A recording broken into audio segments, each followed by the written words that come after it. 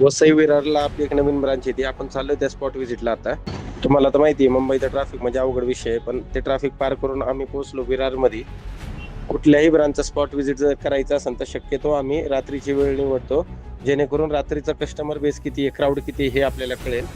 दरेक दुकानाचं इन्फ्रास्ट्रक्चर वेगवेगळं असतं, म्हणून प्रत्यक्ष जाऊन दुकान पाहणं हे फार गरजेचं आहे. आपण जे दुकान फायनल केलं त्याच्या जागी पहिलं मेडिकल होतं. दुकान मालक पहिलं तर ते फर्निचर काढायला नकार देत होता, पण आपण समजून सांगितल्यानंतर त्यांनी ते फर्निचर काढायला परवानगी दिली. दुकानाला बाहेरून मेनू कार्ड व पोस्टर कसे डिस्प्ले करता येईल हे पण बघितलं. त्याच्यानंतर आपल्या दुकानाचा बोर्ड किती साईजचा पाहिजे, किती लांबून किती रुंदी घ्यायची हे पण सांगितलं. दुकानाच्या समोरच एक झाड असल्यामुळे बाहेर एक लॉलीपॉप लावा हा पण सल्ला दिला. दुकानात कुठल्याही प्रकारची पाण्याची व ड्रेनेजची व्यवस्था नव्हती, म्हणून शेजारच्या दुकानात जाऊन त्यांनी काय व्यवस्था केलेली आहे ती जाऊन पाहिली. आजूबाजूला सगळं रेसिडेन्शियल. हा पूर्ण रेसिडेन्शियल. त्याच्यानंतर दादांसोबत बसून एरियाचा गाडीत राऊंड घेतला, जेणेकरून लक्षात येईल आपल्याला कॉम्पिटिशन काय काय आहेत व आजूबाजूला हॉस्पिटल व रेसिडेन्शियल एरिया किती आहे हे समजेल.